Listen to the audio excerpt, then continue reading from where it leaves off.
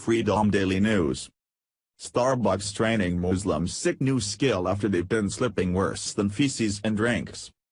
Just when we're getting over the absurd price tag that comes with our morning jolt of drive-through Joe, we're learning that there may be more to those prices than just high-quality ingredients.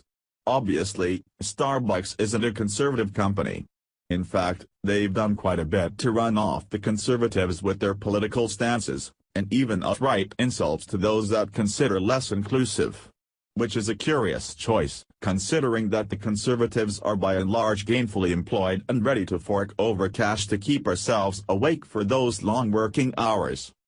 But duty calls, and Starbucks feels it's their duty to make up for our lack of compassion and hire lots and lots of immigrants.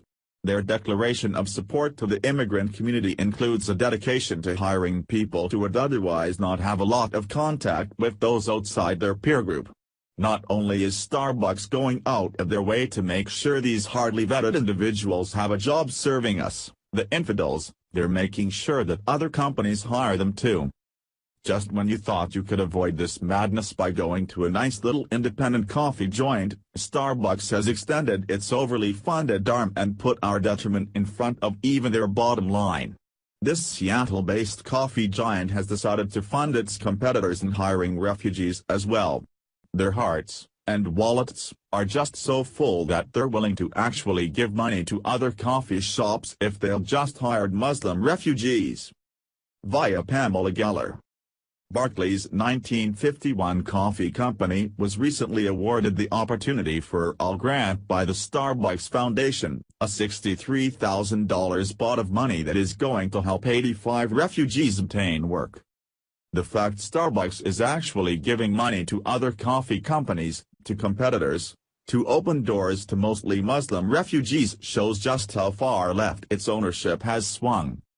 TheDailyCal.org has the news. The grant awards the coffee company $63,000 to serve an additional 85 refugees, asylees and special immigrant visa holders, according to a press release issued Wednesday by the company. 1951 Coffee Company was one of 41 non-profit organizations selected by the Starbucks Foundation because of its approach to helping refugees obtain the skills required to succeed in a rapidly changing global economy, the press release stated. Doug Hewitt, co-founder of 1951 Coffee Company, said he and co-founder Rachel Tabor were very pleased to learn that the non-profit had been approved for the grant.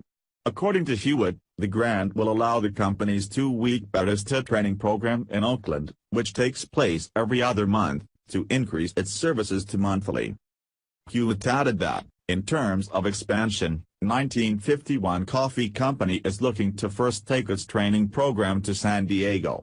Depending on how that effort goes, the nonprofit will decide where else to take the program. According to Hewitt, in order for a city to have potential for expansion, it must have a refugee population being resettled there, as well as a strong coffee industry.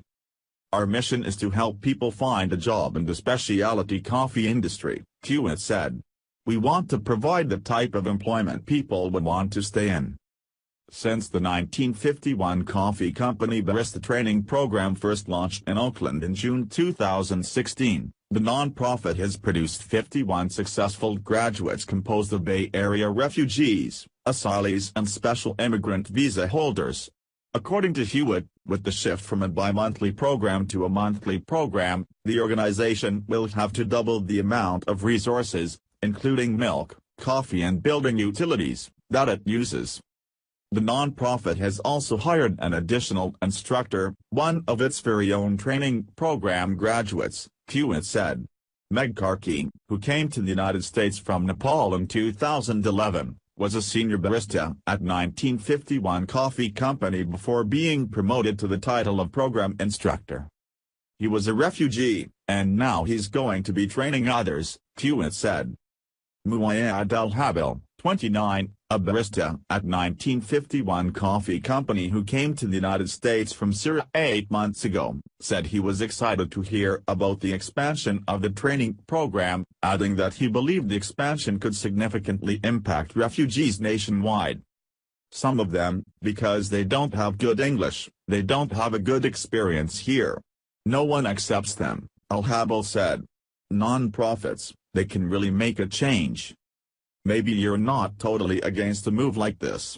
By all accounts, on the surface, this looks like a generous gesture on the part of a big corporation.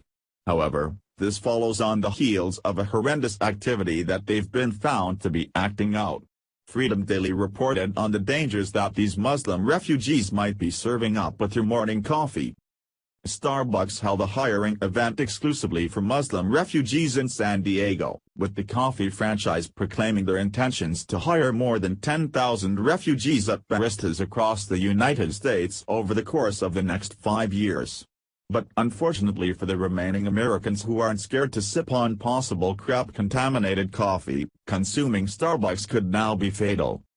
21.4% of Muslim refugees in the San Diego County carry tuberculosis, a disgusting disease that infects the lungs and is easily spread through the air by speaking, coughing, sneezing, or spitting. The location that Starbucks is picking their Muslim workers from is in San Diego County, a place where this highly contagious disease runs rampant throughout the Muslim migrant community. Researched by a prominent doctor by the name of Timothy Rodwell, who works as a professor and physician in the Division of Global Health at UCSD, warned of the rampant TB after screening Muslim refugees in San Diego. He noted that this leading refugee resettlement site poses the highest rates of active TB in the entire country, where Breitbart reports that an astounding 1/4 of these Muslims have the disease.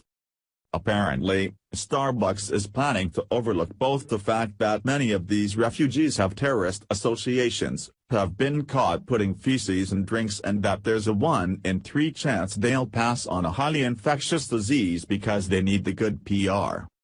Of all the industries to go down, being stabbed in the back by coffee is a low blow.